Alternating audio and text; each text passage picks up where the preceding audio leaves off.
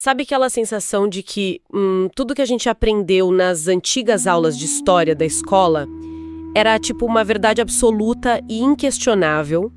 Cravado em pedra, né? Como se fosse uma ciência perfeitamente exata. Isso. Datas decoradas, estátuas de bronze em praças públicas, tratados de paz, aqueles heróis infalíveis. Com certeza. É uma visão bem engessada. Tem até uma narrativa quase cinematográfica, sabe? Daquele professor que aponta para o quadro e garante: foi exatamente assim que aconteceu. Exato. Mas e se toda essa paisagem de fatos não for um reflexo puro e cristalino da realidade? E se for, na verdade, um recorte super roteirizado, construído por pessoas usando lentes muito específicas? O que é fascinante aqui é notar o quanto a humanidade tem um desejo profundo por essas certezas visíveis. A ideia de que o passado é algo binário, que simplesmente aconteceu ou não aconteceu, traz um conforto enorme. Traz mesmo, a gente quer fatos que possam ser, categorizados nas provas, né? Pois é. Mas, ao entrar nos bastidores de como esse conhecimento é realmente fabricado lá dentro da academia, percebe-se que a história é, na verdade, um verdadeiro campo de batalha metodológico. Nossa, campo de batalha é uma expressão forte. E é bem isso.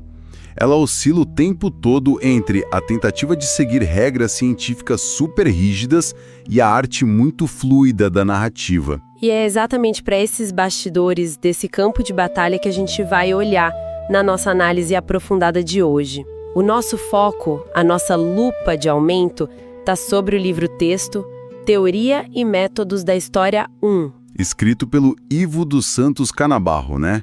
E publicado pela Unijuí. Esse mesmo. A missão desta nossa exploração de hoje é justamente desmistificar o que de fato significa o ato de escrever a história. É tirar essa aura de mistério.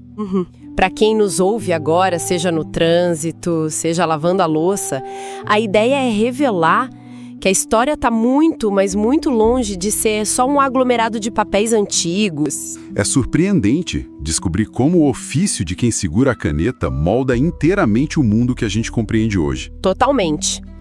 Mas por onde a gente começa a desenrolar isso? Bom, para entender essa construção toda, o primeiro passo que o texto propõe é separar o que chamamos de conhecimento comum, ou vulgar, do verdadeiro conhecimento histórico. Tá, e qual seria a diferença na prática? É que descrever a aparência de um acontecimento é algo que qualquer pessoa pode fazer.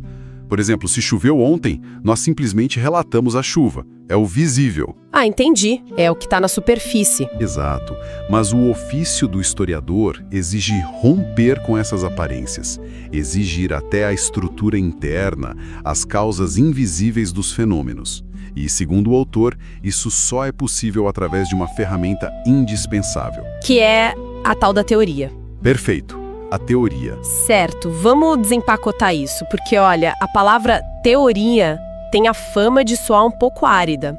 O pessoal já pensa em bibliotecas empoeiradas. Pois é, mas lendo o material, dá para entender que a teoria funciona como um instrumento de mediação. Sem ela, a gente estaria apenas, empilhando documentos velhos de forma aleatória. Exatamente. Ia ser um amontoado de fatos sem sentido nenhum. Agora, tem um ponto aí que me chamou muita atenção. Se o historiador precisa escolher uma teoria para organizar esses fatos, isso não destrói imediatamente aquele grande mito da neutralidade? Totalmente. Porque a gente sempre foi ensinado que o pesquisador é uma figura hiperimparcial, quase uma máquina de registrar fatos, né? A quebra desse mito é um dos pilares do livro. O Canabarro é enfático ao demonstrar que a neutralidade absoluta é uma ilusão. O historiador é, antes de tudo, um sujeito imerso no seu próprio tempo. Ele tem as próprias bagagens, então. Com certeza. Ele carrega valores, ideologias, preconceitos e uma visão de mundo muito particular. A simples escolha do que vai ser pesquisado já é um ato de subjetividade gigante. Como assim? A escolha do tema? Pensa bem. Por que um pesquisador decide estudar a vida dos operários do século XIX e não a dieta dos reis da mesma época? Ah, faz sentido. Ele já está direcionando o olhar. Essa escolha é livre e pessoal, e a teoria entra exatamente aí. Não para apagar essa subjetividade, o que seria impossível, mas para regulá-la. Ela dá um contorno. Isso. Ela oferece um método que impede o trabalho de virar apenas um diário de opiniões daquela pessoa. Sabe o que isso me faz pensar? Numa analogia para ilustrar isso melhor para nossa audiência. O historiador seria, então, parecido com um detetive trabalhando num caso arquivado. Gostei. Como funcionaria? Pensemos no seguinte: um autor de romances policiais pode simplesmente sentar e inventar um crime mirabolante do zero. A literatura permite isso, a imaginação é o limite. Pura ficção. Mas o detetive, que no nosso caso é o historiador, obrigatoriamente precisa de uma cena de crime real. Ele precisa de pistas concretas. O texto até chama isso de referente, certo? Exato, referente, algo que realmente aconteceu no tempo e no espaço. E a teoria seria o método investigativo dele para montar uma narrativa lógica do que ocorreu na cena do crime, já que ele nunca vai conseguir voltar no tempo para ver o crime acontecendo de fato. Essa comparação com a investigação criminal ilumina muito bem o conceito de referente. Como a ciência ainda não inventou uma máquina do tempo, o historiador jamais vai ver o evento ocorrendo com os próprios olhos. Ele chega sempre depois que a festa acabou. Sempre. Ele lida exclusivamente com estilhaços deixados para trás. Uma carta perdida, um recibo de imposto, uma fotografia antiga. E é isso que separa a história de um romance qualquer. A narrativa histórica diferencia-se da ficção puramente porque o referente é inegociável. A literatura pode ignorar completamente a realidade material. A história, nunca. É esse compromisso com a prova, com o documento que ancora a investigação. Certo. Mas se o historiador é esse detetive que sempre tem um viés, uma lente teórica própria, isso levanta uma dúvida gigantesca. Qual?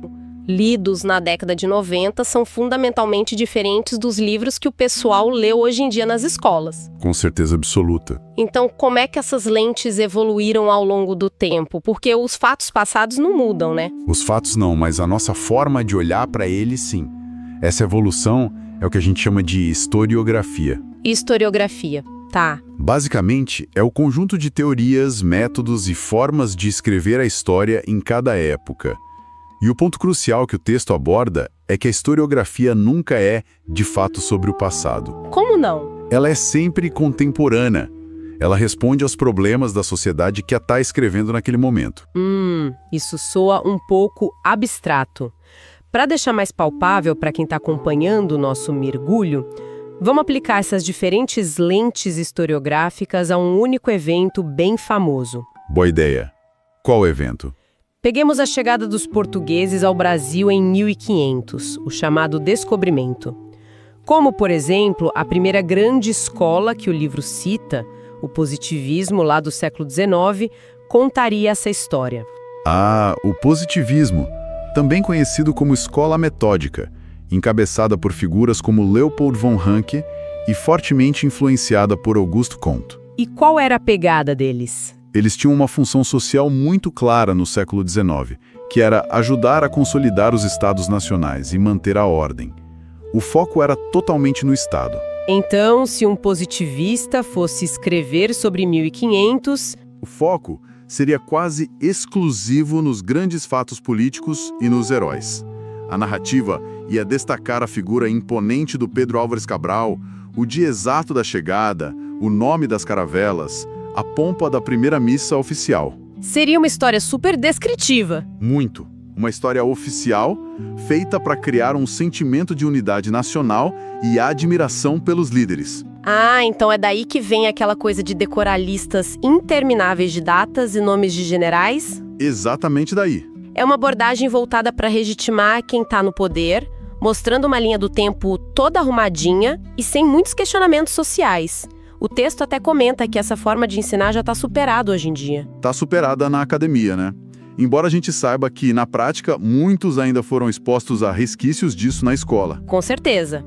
Mas e depois? Como o cenário muda quando a gente entra no século XX? Ismo vem com o marxismo.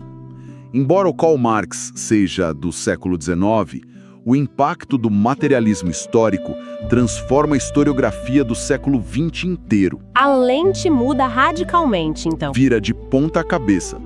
O foco deixa de ser o Estado e o herói intocável, e passa a ser a infraestrutura econômica e a luta de classes. O conflito vira um motor da história. Então, para um historiador com essa lente marxista, a pose heróica do Cabral lá na proa da caravela não importa absolutamente nada. Praticamente nada. O relato sobre 1500 sob essa perspectiva seria focado no mercantilismo europeu, na expansão do capital comercial e principalmente na exploração econômica do novo território. Eles olhariam para os números, para as mercadorias. Isso.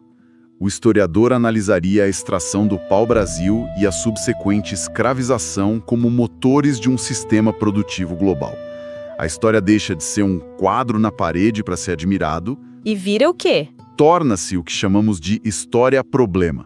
É uma ferramenta de denúncia e de crítica profunda às desigualdades estruturais. Nossa, que já é uma mudança brutal de perspectiva, né? Sair do herói para a exploração comercial. Mas o livro do Canabarro dedica um espaço enorme a uma terceira onda que ele parece considerar a grande revolução do século XX. A famosa Escola dos Análises. Isso. E pelo que entendi, nomes como Marc Bloch e Fernand Braudel basicamente chegaram e disseram: gente, nós estamos limitando demais a experiência humana. Foi exatamente esse o diagnóstico deles. Eles pararam de olhar só para os corredores do poder político, como os positivistas, ou apenas para as planilhas econômicas, como os marxistas. A Escola dos Análises operou uma verdadeira expansão dos horizontes. Eles tornaram a história interdisciplinar. Dialogando com outras áreas, né? Sim, conversando com a geografia, a sociologia, a antropologia.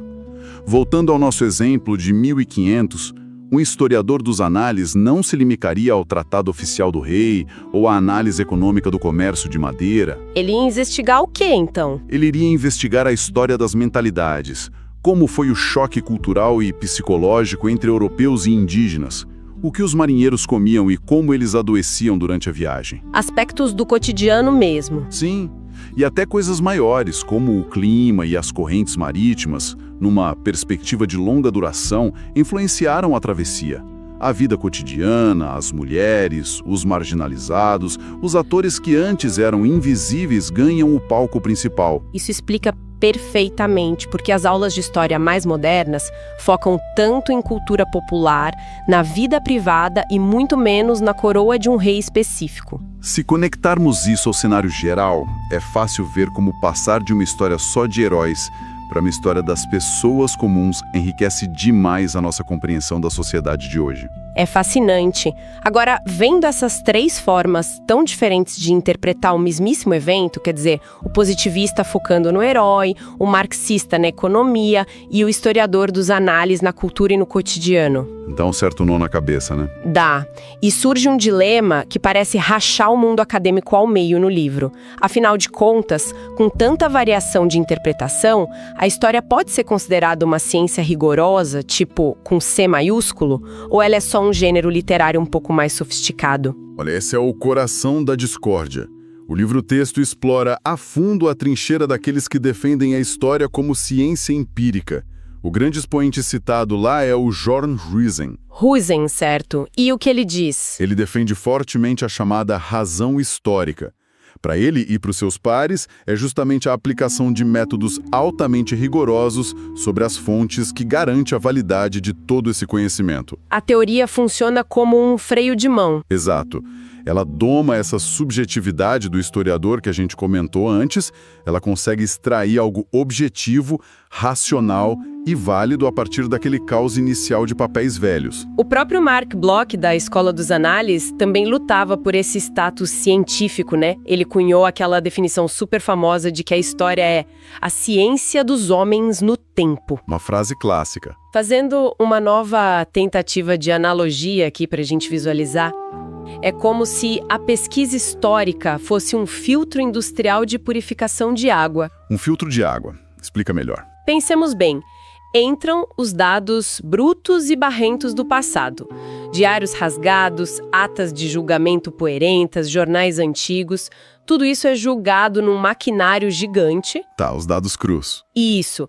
Então, esses dados passam por camadas espessas e rigorosas de métodos de verificação cruzada, teoria e tudo mais. E aí, sai do outro lado, lá na torneira, um conhecimento limpo, estruturado e comprovável. A analogia